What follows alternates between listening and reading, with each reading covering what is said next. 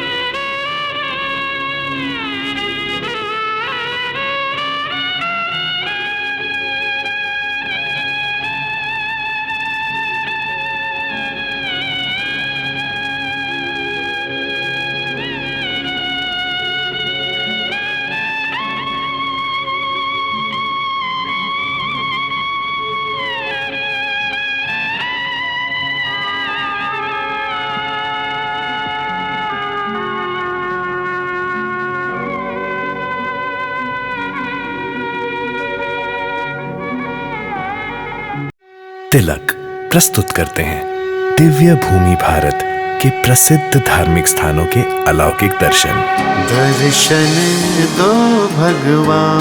दर्शन दो भगवान, केवल तिलक पर।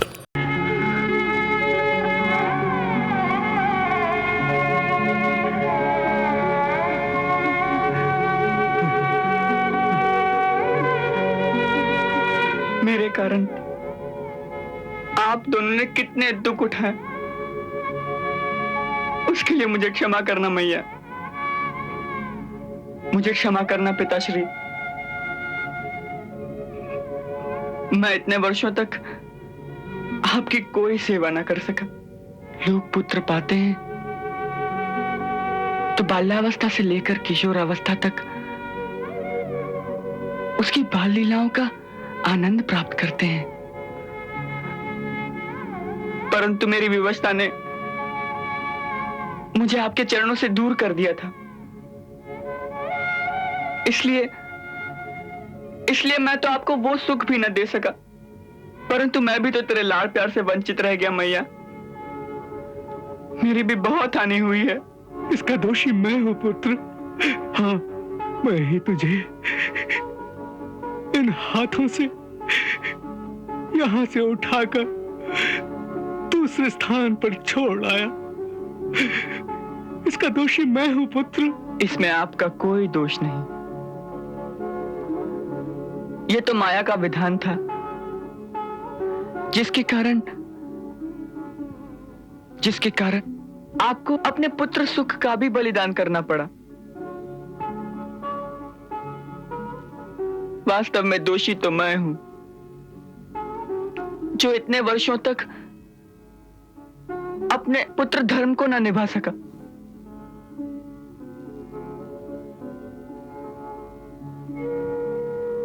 हे पिताश्री, मनुष्य को यह शरीर उसके माता पिता ही प्रदान करते हैं। जिस शरीर के द्वारा प्राणी संसार में अर्थ, काम, धर्म और मोक्ष की प्राप्ति करता है, वो शरीर उसके माता पिता की ही देन होता है। सो यदि कोई मनुष्य 100 वर्षों तक भी अपने शरीर और अपने धन से अपने माता पिता की सेवा करता है, तो भी वो उनके इस उपकार के ऋण को नहीं चुका सकता। जो पुरुष सामर्थ्य होते हुए भी अपने शरीर और अपने धन से अपने माता पिता की सेवा नहीं करता, वो महापापी है, वो महापापी है। उसके मरने पर यमदूत उसे उसके ही शरीर का मांस खिलाते हैं। शास्त्र कहते हैं कि अपने बूढ़े माता पिता, अपनी पत्नी, अपनी संतान, गुरु ब्राह्मण और शरणागत का जो भरण पोषण नहीं करता, वो मनुष्य तो जीते हुए भी एक मुर्दे के समान होता है। इसीलिए हम कहते हैं कि आपकी सेवा के बिना तो हमारे इतने वर्ष यूं ही व्यर्थ बीत गए।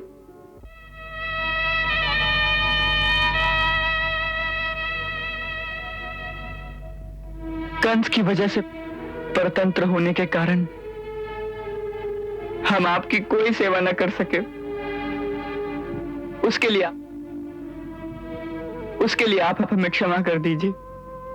मुझे क्षमा कर देना। क्षमा कैसे कृष्ण, क्षमा कैसे?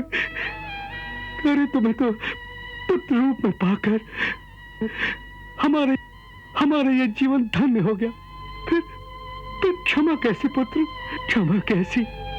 हाँ?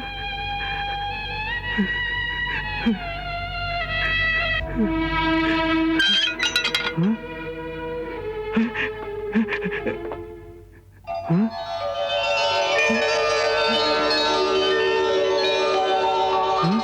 नंद भैया, अक्रूर जी, भैया।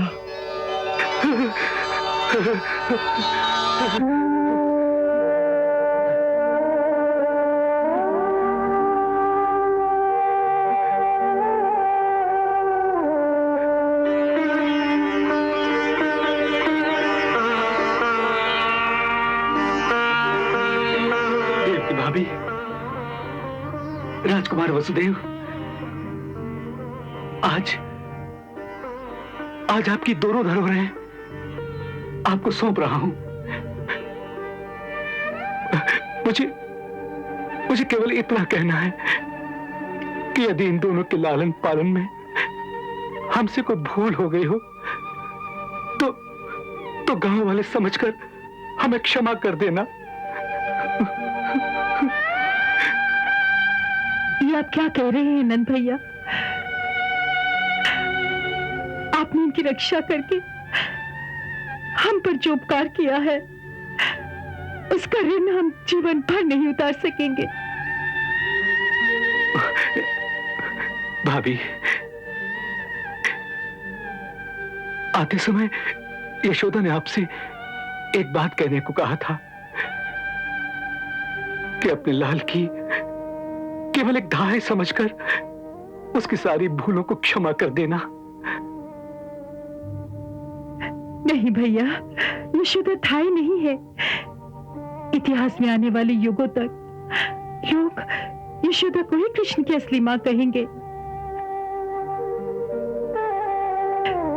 वही मेरे कृष्ण की असली मां है और सदा रहेगी।